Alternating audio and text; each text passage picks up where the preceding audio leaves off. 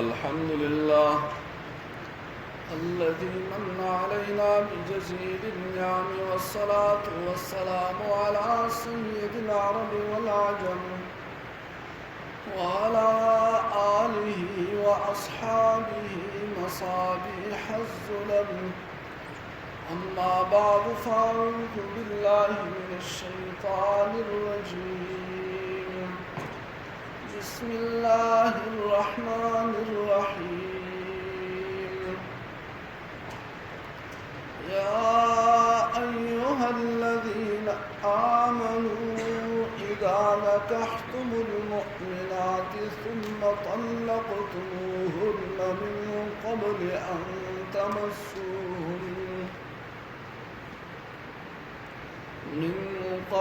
أن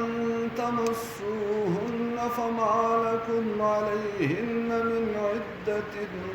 تعتدونها فمتعوهن وسرحوهن آيات نمبر 51.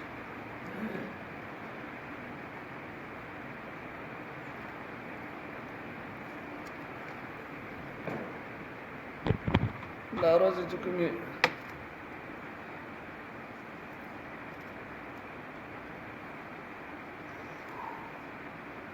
روانې دي تاسو پېژنئ کوم میاشتې دي؟ لوی اختر د میاشتې ذوالحجه حج د ورځو اخرنۍ 10 ورځې دي. دا حدیث شریف کې د دې 10 ورځو ډېر زیات فضیلت راغلی دی. نبی اکرم صلی الله علیه وسلم فرمایي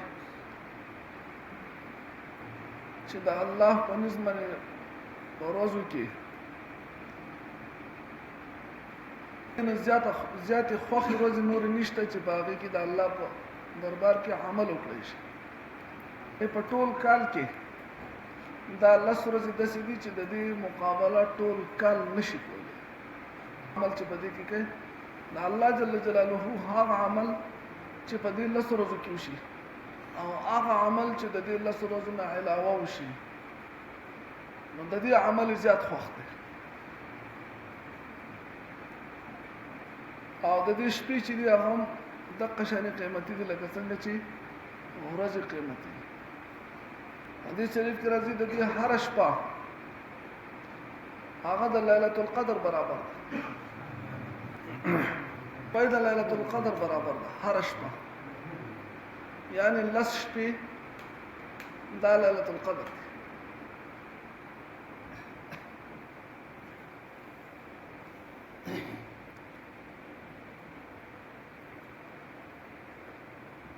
الله جل جلاله په دې شپو باندې قسم خوړلی دی په قرآن کې والفجر وليال عشر. قسم دی په سبا باندې په سحر باندې او قسم دی په 10 شپو باندې او د 10 شپو نه مراد د 10 شپې. الله پاک دې مونږ تاسو له په دې کې د نیکو اعمالو توفیق راکړي. الله په نزد ډېر زیاتې خوښې دي. ما من ایام احب الى الله. دا الله په نزد باندې د دې نه زیاتې خوښې ورځې نورې نشته. حدیث شریف کې راځي د دې یوه روژه چې دا په دې 9 ورځو کې دا 10 ورځې چې کومې دي 9 لسمه خو اختر دی که اختر په ورځ خو بیا سړی میلمه وي. دا 1 نواله تر 9 پورې نن اولنۍ وه نن ماښام نه دویمه شروع شوه. د دې ورځو یوه ورځ روژه چې ده هغه د یو کال د روژو برابر ده. تعدل سنة یو کال د روژو برابر. او بل حدیث کې راځي چې د دې ورځو یوه روژه چې ده دا 9 واړه روژې نه وایم، په دې 9 واړو کې د یوې روژې خبره کوم. لکه دا کومه خبره چې ما وکړه یوه روژه هغه د یو کال د روژو برابر چې سړی دا 9 واړه روژې ونیوي 9 کالو برابر شو. او بل حدیث کې راځي چې یوه روژه د دې روژو هغه د تیروتي یو کال ګناه په الله جل جلاله معاف کوي. یوه ورځ روژه ونیوله د یو کال ګناه په معاف شو. او بیا په دې کې په دې خپل منځ کې په دې ورځو کې د اخرنۍ ورځ چې دا کوم ته چې عرفې ورځ وي 9مه د 9مې ورځ روژه چې ده هغه د 2 کالو د ګناهونو د معاف کېدو دپاره ده. او عجیبه د الله قدرت او انعام ته ګوره، احسان ته چې دا د 2 کالو چې دنو یو کال خو تیروتي ګناهونه معاف شو او یو کال د راتلونکي کال ګناهونه په الله معاف کړي. ایڈوانس ګناهونه معاف کړي. الګ ګناهونه هم کوم ډیر کنه چې داسې یو طریقه الله مونږ ته خولې ده چې باغې سره ګناهونه معاف کیږي. نو هغه کار کول غواړي که نه غواړي؟ او یو نقطه پکې یو عالم ذکر کړې ده، عجیبه نقطه ده. هغه چې د دې عرفې د ورځې روژې فضیلت الله جل جلاله ده، الله رسول صلی الله علیه وسلم دا بیان کړی دی چې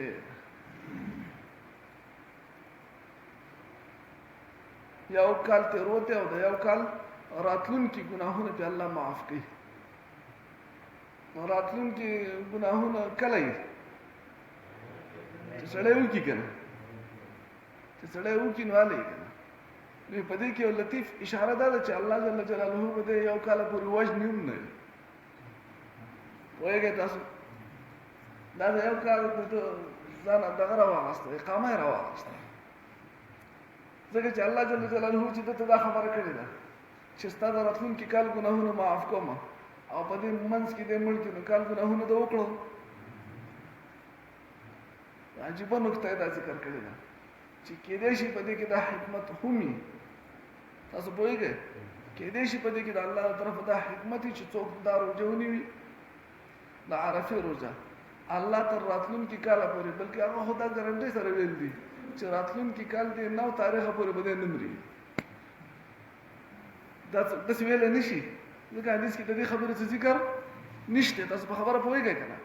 البته د الله د رحم نه دا بعید نه ده چې د دې په فضیلت کې دا خبره هم شامل شي. الله پاک په خپل قدرت شامله کړي چې یو سړي ته د راتلونکي کال هغه دا هم وي که چا د مرګ اراده لري نو هغه یې خامخا د روژې نیسي که دا غواړي که نه چې مونځ دې نه شم نو هغه دې د یو دا روژه بهر صورت مري او که پاتې کېږي خو د ګناهونو د کفارې دپاره بهترین څیز دی، بهترین عمل دی. په دې ورځو کې کم سے کم مسلمان شان دا دی چې هغه د نورو ورځو نه په دې کې ذکر، عبادت، تلاوت دا زیات ونیسي، زیات وکړي، روژې پکې ونیسي. څومره چې الله پاک توفیق ورکړی، طاقت یې ورکړی، 9 واړه نیولی شي ډېر غوره دی، 9 نه شي نیولی، 8 نیولی شي، 7 نیولی شي، پکې 6 پکې نیولی شي، 5 نیولی شي. ځان دپاره دی، تکلیف دی، اوږدې ورځې دي، دې کې خو شک نشته که، لیکن ورځې داسې ډکېږي. تاسو نه دي لیدلي په سرو غرمو په دې ګرمۍ کې خلک د سیمټو مزدوري کوي که نه کوي؟ ورځ ډکوي. هغه مسافري پرېښې ده، مزدوري پرېښې ده دې ورځو کې چې سخته ګرمي ده، ورځې اوږدې دي، کوي دا خولې چړ ته رحمت یا مزدوري کوي. او بیا په هغه ځایونو کې مزدوري کوي په کوم کې چې ګرمي ډېره زیاته.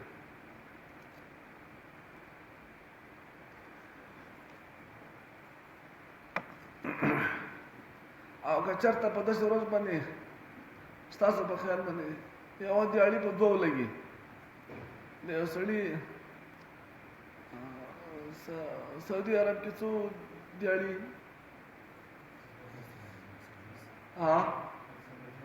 150 ریال دیاړي ده. او چې دته وایي چې ګرمي ده او د ګرمۍ د وجې نه ستا دیاړي به 300 ریالي ډبل وي ستا په خیال دی به بیا پرېږدي د مزدوري دیاړي به بیا کوي که نه به کوي چې ګرمي ده ګرمي د نشي چلو شو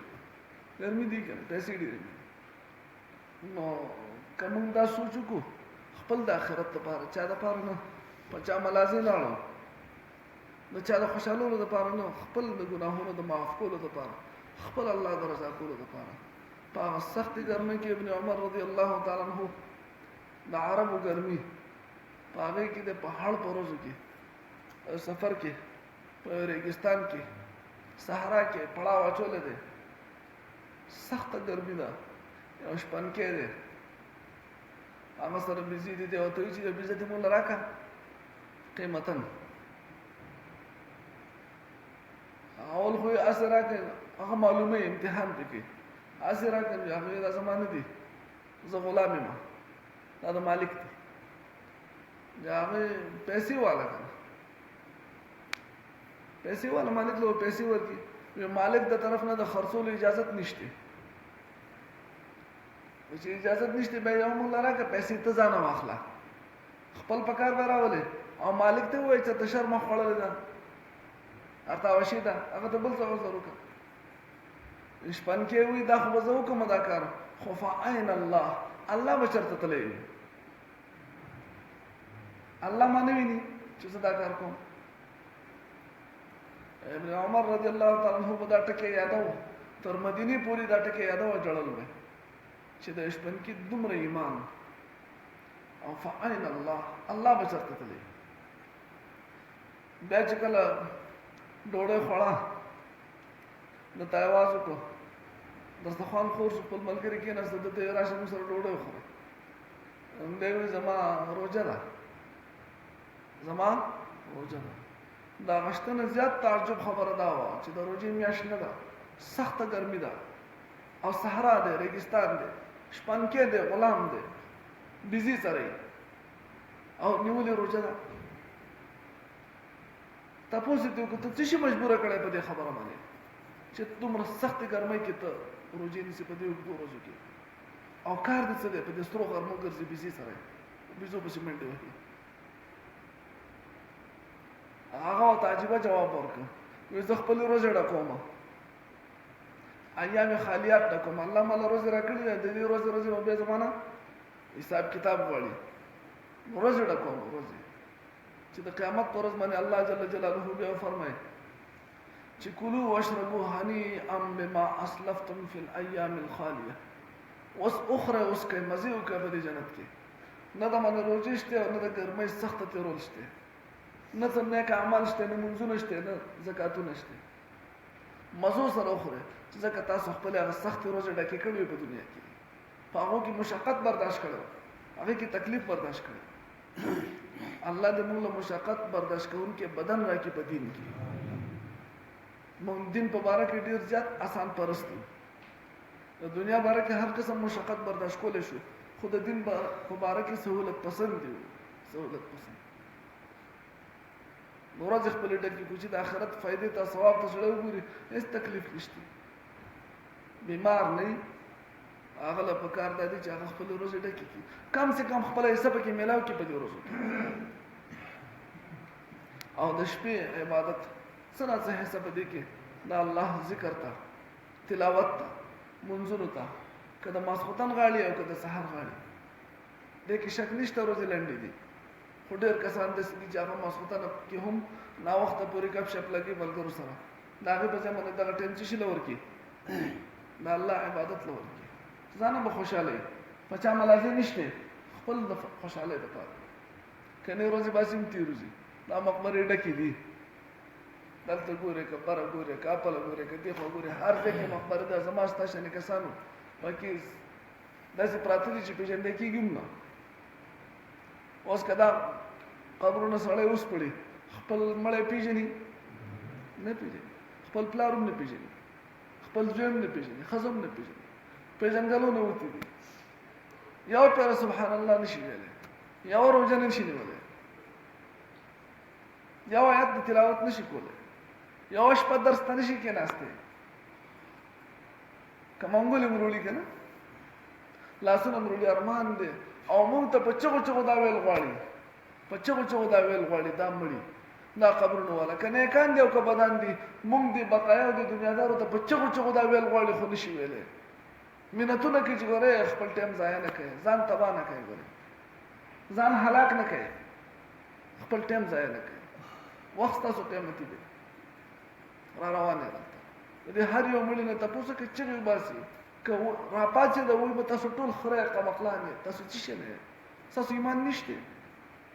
دا موږ ته کته معاملات څه پرته دا تاسو په څه شي کې نختی دا کار راته کوم پروت دی پریشانی ستونزه کومه پرته ده او انختی په څه شي کې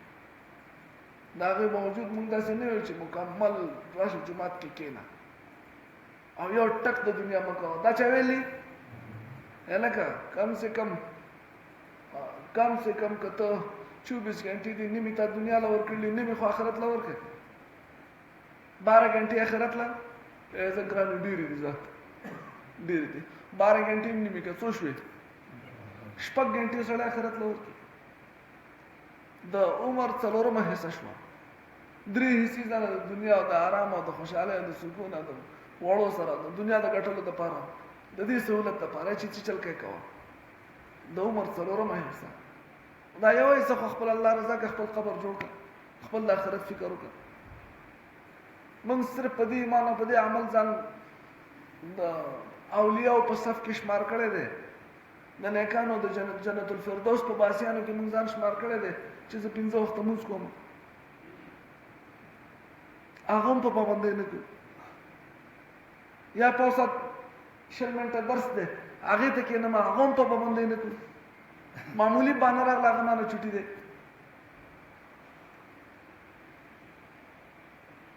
که الله موږ نه تپوس وکړي چې ته ما لېږلی دنیا دپاره یې که د آخرت دپاره موږ به ورته څه جواب وکړو لا یغرنکم الحیات الدنیا د دنیا زندگی چېرته په دوکه کې ونه شي عزتمند موږ په دوکه کې زموږ سره دشمن لګېدل دی موږ نه غواړو چې موږ د دین خلاف وکړو موږ نه غواړو چې موږ د بېلمازه شو موږ نه غواړو چې موږ د بېدینه شو موږ نه غواړو چې موږ د درس کې حاضري ونه کړو دا ټول هر څه موږ غواړو چې موږ د ښه سړي یو موږ د ډېر دیندار یو موږ د الله خوښ یو او موږ د نیکان یو دا غواړو که نه غواړو هر سړی غواړي هر یو مسلمان دا غواړي لیکن موږ سره یو داسې دشمن لګېدل دی داسې دشمن دو دشمنان دي یو نفس دی یو شیطان دی شیطان د بهر نه نفس دنده دی شیطان د بهر نه وسوسې کوي نفس سره ملګرتیا کوي تعاون کوي ورسره او موږ دا دواړه علمشي دي موږ د کمرو نه رغړی الله اکبر کبیره دا ورځې نن پکې یوه لاړه څو پاتې شوې اته ورځې پاتې شوې الله دې موږ له د نیک اعمالو توفیق راکړي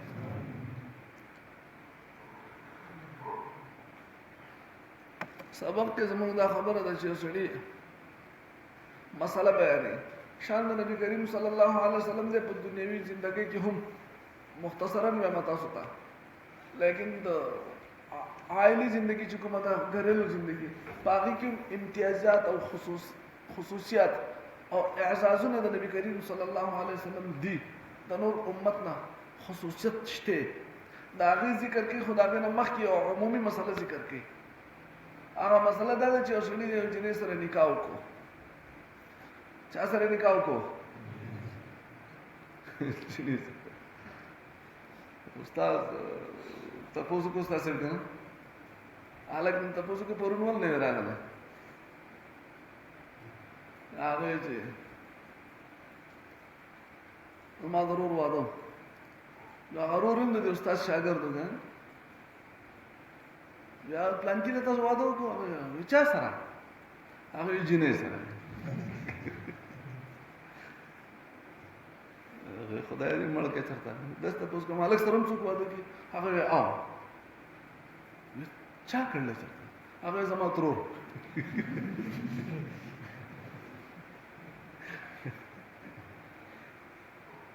نه سړي دې جنې سره نکاح وکړ او د واده نه مخکې نوبت د طلاق راغی نوبت د څه راغی طلاق راغی واده شي نه ده جنې لا واده شي نه ده نکاح وشو او واده شي نه ده چې حالات کشیده شو واپس کې د څه وجنه طلاق راغی چې طلاق نوبت راغی نو دا کې دوه مسلې دي یو مسله دا چې په دې جنې باندې عدت نشته په دې جنې باندې طلاق او عدت تاسو پوه شئ په دې مسله دغه مسله دې کې ذکر کړي چې دا جنې چې د پرې خو نو دا سهار له بل سړي سره نکاح کولی شي واده کېدی شي خو په شرط د دې چې خلوت صحیحه نشي واده نشي د واده نه بغیر پټ ملاقات هم نشي خبره پوهیږئ تاسو یو ځای شي یو اگر که د دې ملاقات مراد ده صرف ملاقات یو کمره کې یوازې شو بیا به عدت تیری دې خبره پوهیږئ او کني یوازې شي د دې نه مخکې طلاق او نوبت راغی نو څه چلو شو په دې جنې باندې عدت نشته سهار له سره بل سره نکاح کولی شي او د دې په مقابله کې هغه ښځه چې هغه واده شي هغې له چې طلاق میلاو شي نو بیا به چل کې عدت به تېروي هغه 3 حیضه عدت دی دا خو یو مسله شو دویمه دا ده چې دې جنۍ له که مهر مقرر کړی و که مهر د دې دپاره په نکاح کې مقرر شوی نو نیم مهر به وله ورکوي زما په دې خبره تاسو پوهېږئ دې له به څو مهر ورکوي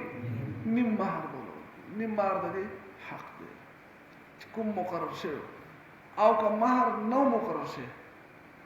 نکاح شوی او مهر پکې مقرر شوی نو نو بیا د دې جنې هېڅ حق نشته په دې خبره پوهېږئ صرف جوړه جامې او ښکلې جوړه جامې هغه مکمل جوړه پیزاره د څادره د هر څه سره دا به وله ورکړي د خپل شان مناسب به د دې ښه عزت وکړي او دا به رخصت کېدي پرېږدي په دې خبره پوه شوئ ټایم ختم دی ښه مهر نه بغیر نکاح نه کېږي خو مهر چې دی صرف د تعین خبره ده په دې کې چې معین کړی دی که نه دی نکاح کې یو سړي نکاح وکړو مهر ذکر یې پکې ونه کړو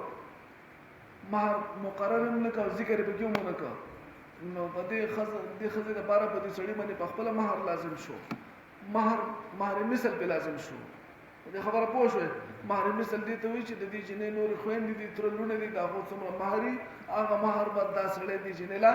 ورکوي دا په خپله نکاح سره واجب شو دا مسله به سبا راشي انشاءالله الله اکبر یا ایها الذین آمنوا ایمان والو اذا نکحتم المؤمنات کل تاسو نکاح وکئ د مؤمنانو زنانو سره ثم طلقتموهن بیا طلاق کئ دا تاسو من قبل ان تمسوهن مخکې د لاس لګولو فما لكم پس نشته دی تاسو دپاره علیهن په دوی باندې من عدت عدت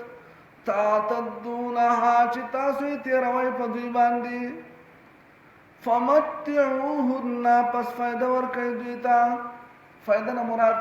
که مهر مقرر شي نیم مهر دی او که مهر نه مقرر شي جوړه جامې دی سوټکیس دی دا وله ورکئ وسرحوهن ازاد کئ دوی لره سراحا جمیلا فازادونو ښکلو سره ازادي کئ داسې چې بیا وروستی پرې غرونه مه ورکوئ چې بیا آپس کې غوانې مه کوئ چې جنې مو غوښتلو بیا پرېښوه بیا به تر مرګه یو بل سره تعلقات خرابي دا نه بلکې دا هم د شریعت یو حکم دی چې پرېږدم په ښکلې طریقې سره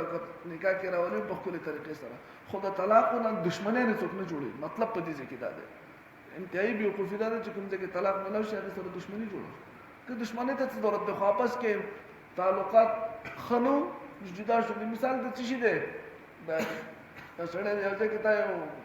ګاډی په کرایه باندې اخیستی دی یا د یو پټی په کرایه اجاره باندې اخیستی دی او بیا دې هغه پرېښو نو اوس به دښمني کوئ خبره پوهېږئ دا خو یو عقد دی